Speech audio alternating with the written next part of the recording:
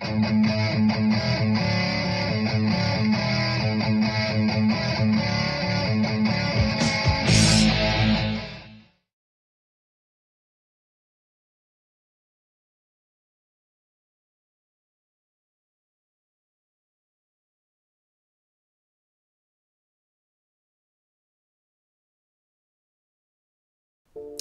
guys, today we're going to look at the Archaeological Study Bible Notes resource from within Olive Tree Bible software.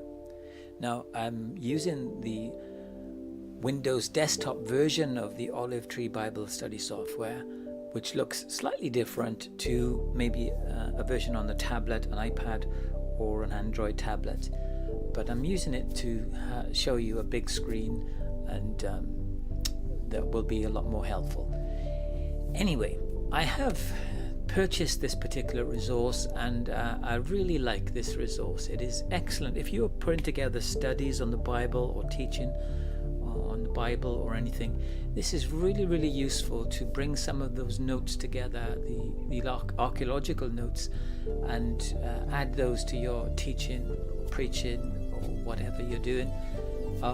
So I really like this resource, and I think it's important to be able to show you some of the features of this resource, so that then if you decide you want to purchase it, you can go and purchase it. Because I feel that if you're not really shown some of what is in the resource, that you're not likely sometimes to actually buy it, because you're not sure if it'll be useful to you or not. So hence the reason for these videos. So here we go then. We're going to look at this. This is my Windows desktop application, and I have my resources in this left column. I have the Bible, which is the New King James Version, Strong's Bible, which I really like, in this middle pane, and I have the resource, the Archaeological Study Bible Notes, in this right pane here, and I've just made it a little bit larger. You can actually adjust the settings of these things to make things a lot easier for you to see or to read. But I actually like looking at this section a little bit bigger for the purposes of this video. So looking at the resource itself, the Archaeological Study Bible Notes, you can see the author, place, date of writing, a couple of paragraphs regarding that. Then we have the intended audience, which is always important, and then some cultural facts and highlights. So you pick up on these sorts of things within the Archaeological Study Bible Notes, and they're really useful. And so what I'm going to do now, there's a graphic of a timeline there. You can see some information about dress and fashion in the Greco-Roman world, because the people in Philippi were quite proud of their Roman heritage and dressed pretty much like Romans. So we have this corresponding link to dress and fashion in the Greco-Roman world, which is useful. So you can click there and go to that resource. But I'm going to actually bring this window up in a larger pane so that we can actually see it better. So there you go. I've brought this up within the Olive Tree Bible Study app so you can see it. So now these cultural facts, and then we have this timeline, but you can see, which is quite useful. So we can see Paul's conversion, roughly about AD 35 there. Excuse me.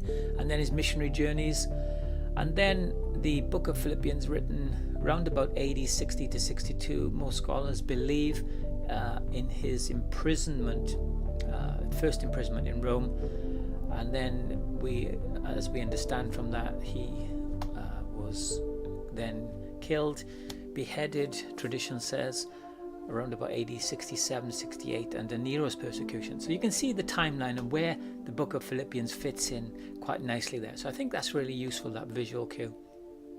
And obviously, if you're preparing a study, a small study, for instance, you could actually copy that graphic off to and print it out for those people taking that study if you wanted to.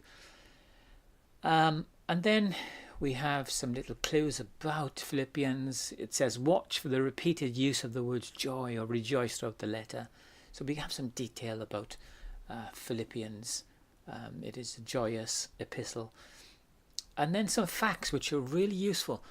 Philippi was a wealthy town because of nearby gold and silver mines, which is really quite interesting. The whole palace guard was a contingent of soldiers, numbering several thousands, who had personal contact, many of whom would have had personal contact with Paul. Hey, ideal for Paul, the missionary, the evangelist, witnessing. He would have witnessed to lots of these guys and probably led quite a few of them to the Lord, which is incredible, even in his imprisonment. And so other little facts and stuff that you can use in a study or a talk or a sermon preparation, which is really useful, this background information that you generally don't find in a lot of other things. And then the themes that are contained within there: joy, humility, thanksgiving. And then we have the obligatory outline. It's a very short epistle, so it's a short outline there, but that's helpful. And then we have the archaeological significance of Philippi, which is really useful again. And then we can see some more detail about the various events there. In 42 BC, the civil war following Julius Caesar's assassination, Octavian, which is Augustus, and Mark Antony defeated the forces of Cassius and Brutus at a major battle near Philippi. So we can see those little historical details that are added to this particular study guide. And then some more information that you can see, and then it pretty much goes into the text itself. So if I close that window for a second. Now if I scroll over here and go up to the first verse, or just past it, what we should find is this window will follow us. There you go. I don't know why I took a bit of time there.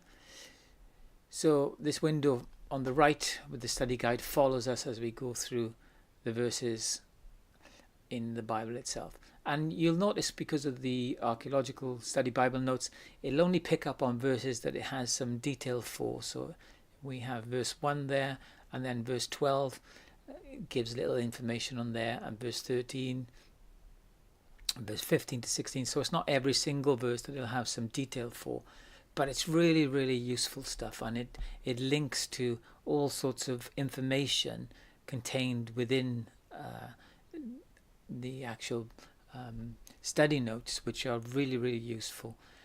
And some of the things that you just wouldn't get anywhere else, or there are a lot of other resources. So it specifically focuses upon the archaeological and historical significance of many of these things, which is really, really useful.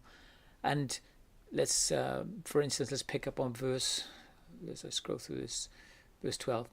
On this side, as you can see in the Bible, I make little notes myself and highlights, and I have several notes on various verses and lots of things.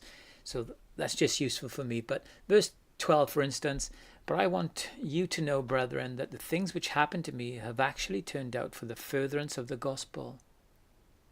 But I want you to know, brethren, and in the Archaeological Study Bible Notes, it uses the word brothers, brethren, same thing. And it is evident that Paul wrote this letter from prison, see imprisonment from the Roman world. So we see that there is another link to another resource. So let's just click on that resource a second, see what we can find. And now you can see imprisonment in the Roman world, in prison versus house arrest. I'm just going to pull that screen out so that we can see that in a much wider way. So then it gives us all detail about imprisonment in the Roman world and extra information and things that really do add to our study or whatever we're preparing, and shows us these wonderful images. This is Agrippa's palace in Caesarea, probably the place of Paul's imprisonment at this particular time.